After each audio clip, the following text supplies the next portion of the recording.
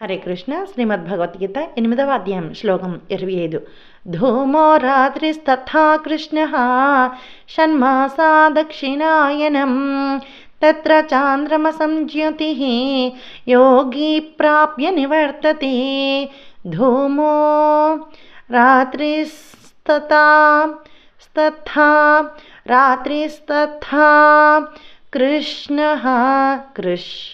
కృష్ణ ధూమో రాత్రిస్తథా కృష్ణ షణ్మాసా దక్షిణాయనం దక్షిణాయనం తత్ర చాంద్రమసం జ్యోతి యోగి.